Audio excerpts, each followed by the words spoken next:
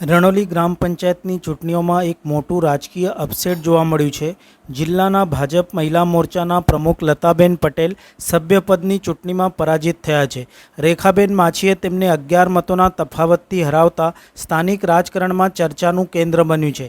લતાબેન પટેલની હાર ઘણા માટે આશ્ચર્યજનક સાબિત થઈ છે, કારણ કે તેઓ ભાજપના મહત્વના પદ ઉપર છે અને તેઓએ ભાજપના સંગઠન માટે વર્ષો સુધી કામગીરી પણ બજાવી છે। ગ્રામ્યજનોના મતે રણોલી ગામમાં સતત વધતી પાણીની સમસ્યા અને ઔદ્યોગિક એકમો દ્વારા નદીઓમાં છોડાતા દૂષિત પાણી જેવા મુદ્દાઓ ચૂંટણી પરિણામો ઉપર અસરકારક સાબિત થયા। ચૂંટણી જીત્યા બાદ રેખાબેન માછીએ જણાવ્યું હતું કે ગામના અનેક પ્રશ્નો જેમ કે વરસાદી પાણી ભરાવાની સમસ્યા અને પર્યાવરણને લગતા મુદ્દાઓને અમે પ્રાથમિકતા આપી હલ કરીશું। ગામના વિકાસ માટે અમે પ્રતિબદ્ધ છીએ। આ જીતથી રણોલી ગ્રામ પંચાયતમાં નવા રાજકીય સમીકરણો સર્જાયા છે અને આગામી દિવસોમાં રેખાબેન માછી કેવી રીતે કામગીરી કરે છે તે જોવું હવે રસપ્રદ રહેશે। રણોલી ગામમાંથી ગ્રામ પંચાયતમાંથી સભ્યની ઉમેદવારીમાં હતા।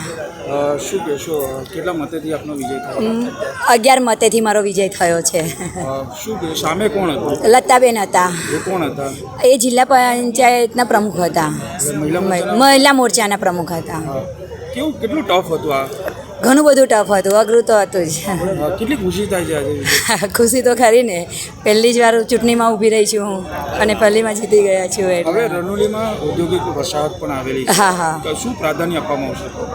ઘણી બધી છે મુશ્કેલી, એ બધું દૂર કરવામાં આવશે। તો મુખ્યત્વે કયા પ્રશ્નોને પ્રાધાન્ય આપવામાં? બસ આ સોસાયટીમાં પાણી ભરાઈ જાય છે બધાના, અને અમુક રોડ કંઈક બનાવવાના બાકી છે, બ્લોક નાખવાના બાકી છે, એ બધી કામગીરી બાકી છે। મહિલા મોરચાના પ્રમુખ માટે અપસેટ કહેવાય? ના ના ના, એવું કશું ના કહેવાય।